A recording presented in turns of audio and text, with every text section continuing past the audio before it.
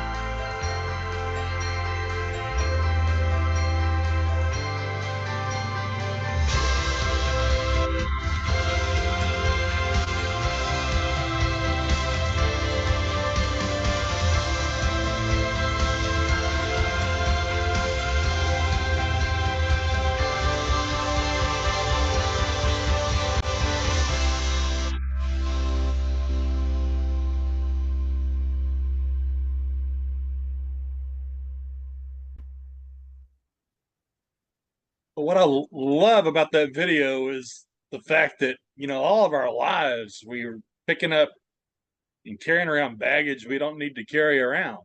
It's not just stuff that we pick up, it's things that our parents and our schools and our teachers and not beating up on teachers, but just throughout life we pick up baggage and we're carrying around. And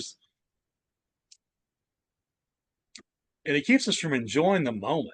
Uh, it keeps us from having joy in our lives.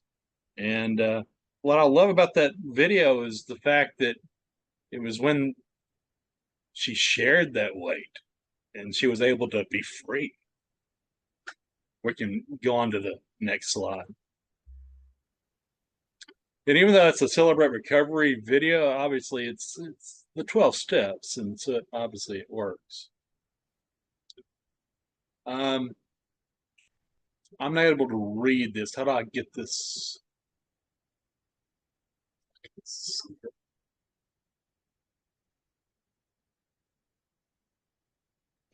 Is it full screen in front of you? There we go. I can see it now. It says, step 5, admitted to God, to ourselves, and to another human being the exact nature of our wrongs. It was with step 5 that we were offered the chance to have shame and guilt transformed into humility. In step 1, we admitted our powerlessness. In step 2, we became willing to acknowledge that our self-will was out of control. And with step 3, we turned our will over to God's care. In step 4, that guided us to our predicament on paper. And step 5 gives us the opportunity to make another leap of faith. And we would now expose our deepest secrets to God, to ourselves, and to another person.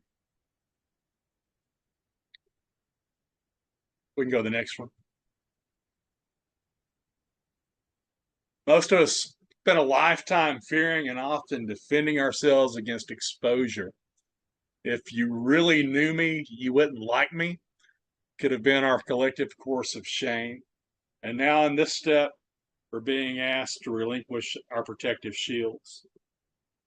And many of us became resistant, and this resistance took diverse forms. And there was passivity, of I'll do it someday. Others, as they worked this step, became enraged. As in, my life is nobody's business but my own. And many were scared or fearful, as in, this organization is obviously a cult. And some of us believed we were overworked and tired, and just wanted to know, I wasn't just doing that 4-step inventory enough. At the suggestion of CoDA, friends who had already worked these steps, we decided to risk this exposure we feared in the safest possible ways with our higher power by bidding first to God. We were reminding ourselves that the primary element in our recovery was spiritual. Well, without realizing it, most of us had lived our lives with an undercurrent of constant tension, which sapped our energy and our joy. And as we revealed to ourselves that which we had hidden for so long, we began to experience the feelings we had long suppressed. It was uncomfortable, but not unmanageable. Some of us were surprised at the shame we experienced by just admitting these wrongs to ourselves. Encouraged by other CoDA members, we stuck with this section of step 5, and eventually the pressing of weight of what we had locked inside began to lift. This self-admission had become a vehicle for self-acceptance. Most of us chose to share our 4th step with a trustworthy and understanding CoDA member. Some who had been in the program long enough to have worked most, if not all, of the 12 steps. It also was important to give this inventory away to someone who was, in our opinion, living the program. So the importance of that here is you want to make sure that you're sharing this with somebody that definitely you trust, and somebody that is obviously doesn't just know the program, but is working it daily. There were others who chose a listener who was a therapist, a counselor, or a member of clergy, as long as they possessed knowledge of the 12-step process and the purpose of the 5th step. That's all this important. It's also recommended that we avoid choosing a family member, a co-worker, or the focus of our obsession. So love interests, generally, that's not a good idea. We set aside sufficient time with our listener and chose what we felt was a safe place. Before we took this step, we asked for guidance from our higher power and expressed our willingness to be open and honest. Having completed this step, we shared our feelings about having taken it, particularly the areas of most discomfort. Many of us felt great relief. Others wondered when all of our woes would magically be lifted. Some of us, after working the 5th step, felt nothing at all and felt disappointed. However you felt after working the 5th step, that's not what's important. Being anxious for change, many of us had to be cautioned that the purpose of this step was only to admit our shortcomings. Further action would come later. We were reminded that this was a process. It worked no matter how we felt. So back to that other statement, whether you felt great after doing this, crappy, or felt nothing at all, it does not matter. It does work. It's the power of the truthfulness that makes the healing work. This is a short video from Bryan talking about this is probably out of all videos I've ever watched about how to listen, how to do a fifth step, or just how to listen with empathy. This is probably the best video I've ever seen on this. This is very short, but it's powerful.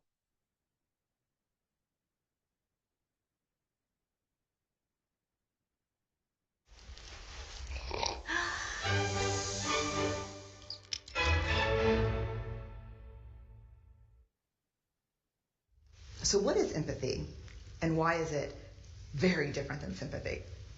Empathy fuels connection. Sympathy drives disconnection. Empathy, it's very interesting. Teresa Wiseman is a nursing scholar who studied professions, very diverse professions where empathy is relevant, and came up with 4 qualities of empathy.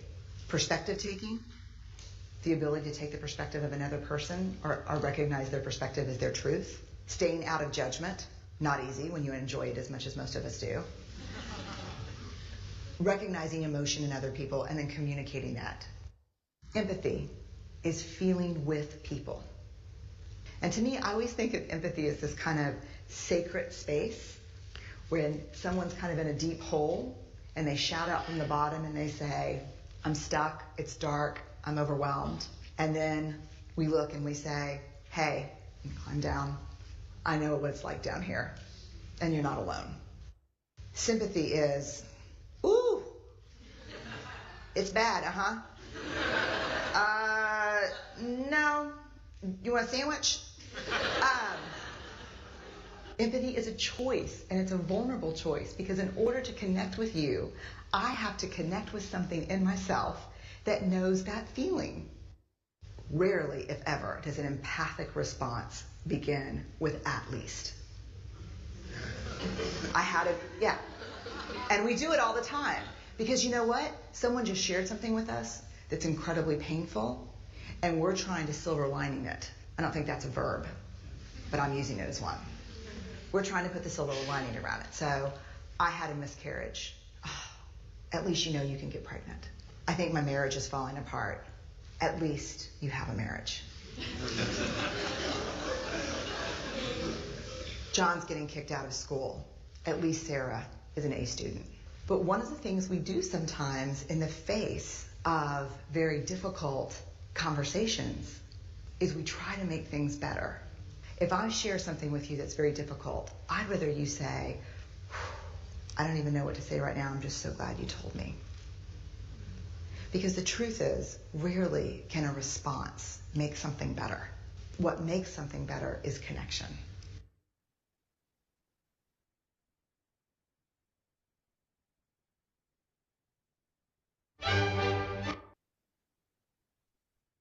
When my dad passed away, my sponsor reached out to me, and he had the best response out of anybody that reached out to me. Most people were telling me about he was in a better place and all those sort of things. But the one thing that he said was simply, Bryan, this sucks. Nothing I say is going to make it any better, but I love you. And that meant more to me than anything, just knowing that he was there, and he wasn't trying to make anything better, but just his presence did make it better.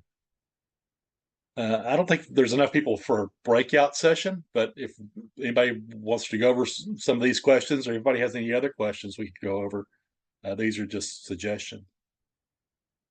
Well, we have 17 present, Bryan. Oh, wow. So, well, I guess we do. So we technically could probably, if we want to actually talk through these 3 questions, could definitely go to a room. Do you have any guidance on these questions before we break out? And how long would you like to be in the rooms? I do not. I'll just let you play that by ear. How long you think we Okay. have? Well, I'm going to read the questions so we have them, or you can, and then we'll stop the recording. So that way, if someone is listening to this video, they can think on them. So the 3 questions that you're posing us with are: what fears and worries do I have about working step 5? And how can I let go of my fears when sharing my step 5? 2, what does it mean to give my 5th step to another human being? And 3, what does it mean to me to receive someone else's 5th step?